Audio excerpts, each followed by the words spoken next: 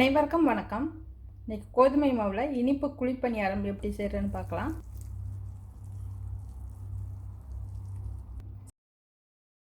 தேவையான அளவு கோதுமை மாவு எடுத்துக்கலாம். 2 கப் அளவு எடுத்துக்கிறேன். கருப்பட்டி, வெல்லம், நாட்டு சர்க்கரை எது வேணாலும் சேர்த்துக்கலாம். 2 கப் மாவுக்கு 1/4 கப் அளவு சர்க்கரை சேர்க்கலாம். கொஞ்சம் பிசுறாக இருக்கனால 1 கப் அளவு எடுத்துக்கிறேன். இடித்து சேர்க்கையில் சரியாக வரும். கருப்பட்டி சேர்த்துருக்கேன்.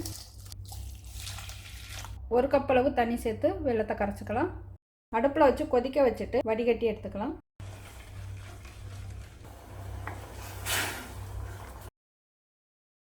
இப்போ வெல்லம் கரைஞ்சிருச்சு, வடிகட்டி எடுத்துக்கலாம்.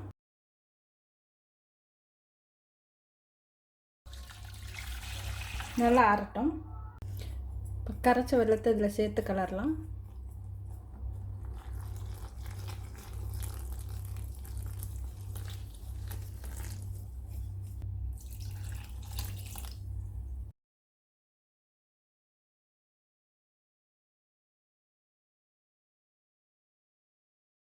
இப்போ 1 கப் அளவு தண்ணி சேர்த்துருக்கேன். கட்டி இல்லாமல் நல்லா கலந்துக்கணும்.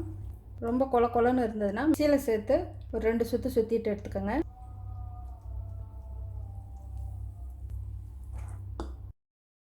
டீஸ்பூன் ஏலக்காய் தூள், சுக்குத்தூள் 1/2 டீஸ்பூன்.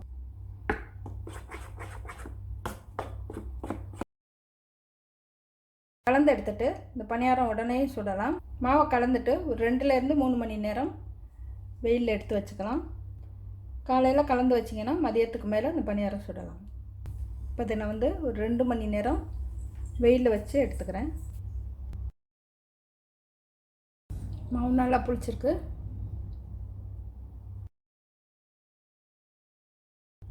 தேங்காய் இப்போ 1/2 கப்புக்கு கம்மியாக சேர்க்குறேன். எவ்வளோ வேணாலும் சேர்த்துக்கலாம். மாவை நல்லா கலந்துட்டு குழிப்பணியாரம் சுடலாம். குழிப்பணியார கல் வச்சு காய விடணும். நல்லெண்ணெய் சேர்த்துக்கலாம்.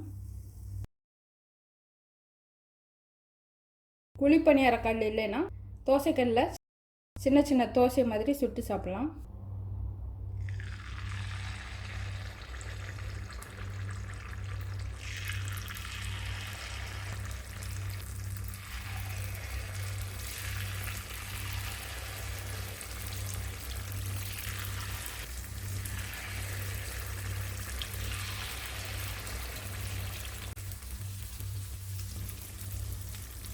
மூடி வச்சு மூடிடலாம். இந்த மாதிரி சுற்றி வெந்து வரையில் திருப்பி விடலாம்.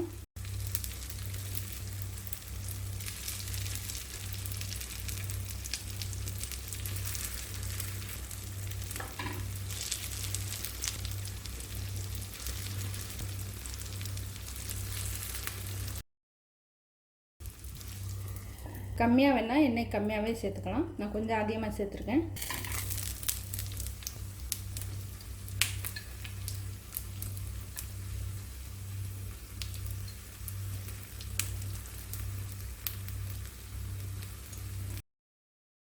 மாவு நல்லா புளிச்சதுன்னா இந்த மாதிரி கண்ணாக வரும்.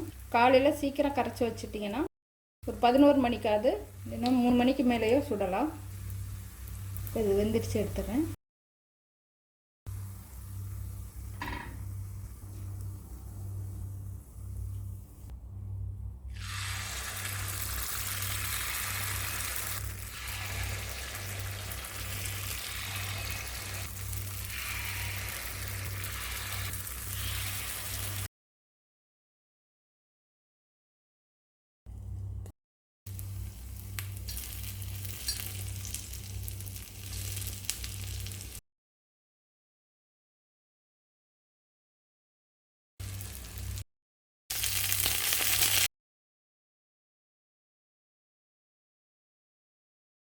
இப்போ கோதுமை மாவு குழிப்பணியாரம் ரெடி ஆயிடுச்சு.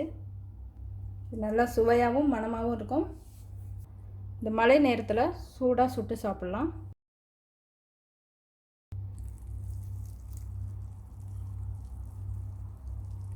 பச்சரிசியில் செய்கிற அந்த குழிப்பணியாரம் மாதிரியே வரும். பார்த்தா தெரியும். உள்ளெல்லாம் நல்லா பூவாக இருக்குது. பணியாரம் நல்லா பஞ்சு போல் வரும். இந்த மாதிரி தான் இருக்கணும், பூவாக. மாவு கொஞ்சம் புளிக்க வைக்கணும். புளிக்க வைக்காமல் செஞ்சிங்கன்னா கொஞ்சம் களி மாதிரி வரும். நன்றி, வணக்கம். இது உடனே சுடலாம்.